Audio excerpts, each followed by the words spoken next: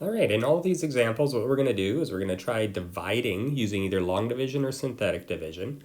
And whenever we do that, we're just going to look and see what's the relationship between any new kind of things going on and the quotient we get with our division. And then we'll try to explain what's going on with this one. So in this one, first thing I noticed though is that the degree is higher in the denominator than it is in the numerator. So if I try to divide 4x by x squared plus 1, I can't. There's no way to multiply x squared by any polynomial to get 4x. I'd have to multiply by 1 over x at some point, and that's not a polynomial. So for that reason, the quotient has to be 0. So it's kind of like saying, how many times does 10 go into 2?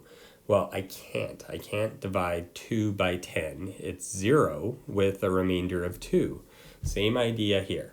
So 4x divided by x squared plus 1 is going to be 0 with a remainder of 4x. So to write out the division statement, it's just the quotient plus the remainder divided by the divisor. So it's 0 plus 4x over x squared plus 1.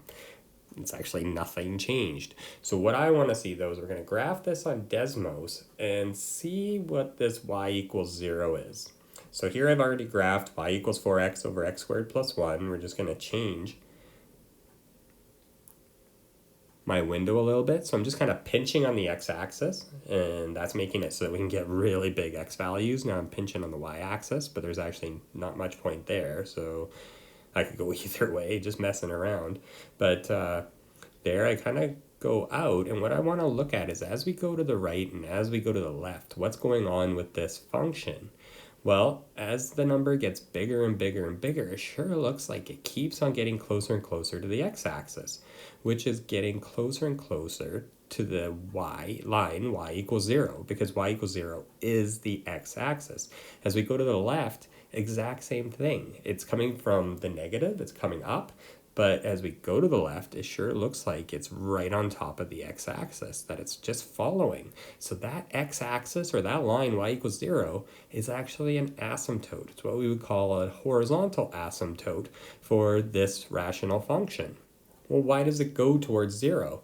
Well, it's because there's an x squared in the denominator and just an x up in the numerator. So the x squared, as you get really big numbers, that x squared is going to get bigger way faster than the x's. So when we look at it, 4x over x squared plus 1, as x gets huge, so we often say as x goes towards infinity or as x goes towards negative infinity, it doesn't matter if it's going to the right or to the left, 4x over x squared plus 1 is going to go towards 0. This always happens in the division statement. What I mean is that piece, the remainder divided by the divisor, always goes to 0. So when you look at the original rational function, anytime the power in the numerator is lower than the power in the denominator, the quotient's always going to be 0, and that's always going to be the horizontal asymptote, y equals 0, because the division statement is just going to be 0 plus the actual rational function. And as x gets huge, because the power in the denominator is bigger, it's going to go to 0. Because the power in the numerator is small, the power in the denominator is big, the denominator then gets huge faster than the numerator, so it's going to head towards 0. It's going to get smaller and smaller and smaller.